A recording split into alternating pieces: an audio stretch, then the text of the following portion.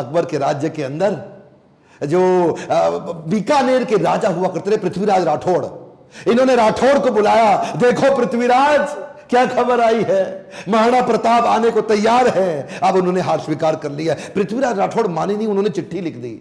पृथ्वीराज राठौड़ ने तुरंत महाराणा प्रताप को एक पत्र लिखा और पत्र में लिखा कि मुझे विश्वास नहीं हो रहा यह बात सुन के कि क्या अब जंगल का शेर सियारों के साथ रहेगा, क्या सूर्य अब बादलों के पीछे छुप जाएगा, क्या चातक अब धरती का पानी पिएगा, क्या हाथी अब कुत्ते के जैसा जीवन बिताएगा, क्या तलवारें अब मयान के अंदर चली जाएंगी, राजपूतानी अब विधवा हो जाएगी। आपकी सौगंध, ये बात सुन के मेरा दिल कांप उठा है, मेरी मूछें तनी हुई नीचे चली गई हैं। कृपया आप ही बताएं ये बात कहां तक सही है। पृथ्वीराज राठौड़ का पत्र पढ़ते ही महाराणा प्रताप की आंखों में क्रोध से लाल हो उठी। महाराणा प्रताप कहने लगे, बादलों में वो क्षमता कहां है जो सूर्य को रोक सके, शेर की मार सह सके, ऐसे सियार ने कभी जन्म नहीं लिया। धरती का पीने के लिए पानी चातक की चोंच बनी ही नहीं है, और कुत्तों की तरह जीवन जीने वाले हाथी की बात आज तक हमने सुनी ही नहीं। महाराणा प्रताप बोले, भूखा प्यासा रह के भी मेवाड़ की रक्षा करूंगा, अपने प्राण जाने दूंगा पर मेवाड़ नहीं जाने दूंगा। बहरहाल इसी दौरान अकबर को समझ आ गया महाराणा प्रताप को मैं हरा नहीं सकता,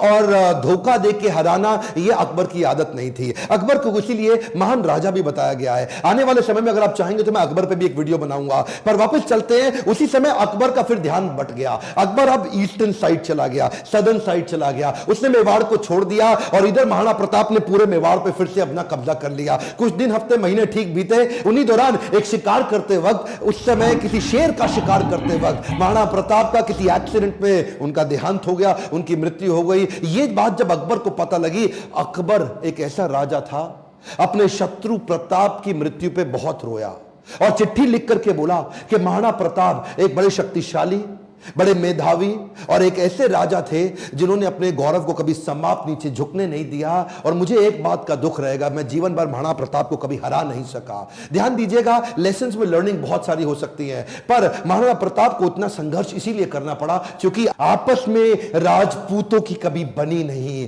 ध्यान दीजिएगा, जब जब घर टूटेगा आपका पड़ोसी आपको लूटेगा। सिंपल सी बात है साहब, जब जब भारत बटा है तब तब भारत टूटा है। वैसे तो अब इस समय इलेक्शन आने वाले हैं, मेरा फोकस पॉलिटिक्स पे नहीं है, आपकी ग्रोथ और डेवलपमेंट पे है, पर फिर भी ये आप किसी तरह आरक्षण से, जाति से, धर्म से अगर ऊपर उठ सकते हैं, क्या आप हेल्थ की, एजुकेशन की, ग्रोथ की, इकोनॉमी की, नेशनलिज्म की बात करते हैं? अगर नेशनलिज्म बिल्ड होगा, अगर पूरे देश का फायदा होगा तो खुशहाली सबके यहां आएगी। देखिए ध्यान दीजिए, अगर देश में खुशहाली आएगी तो फायदा पूरे देश का होगा, 1, 2, 4, 8 का नहीं होगा।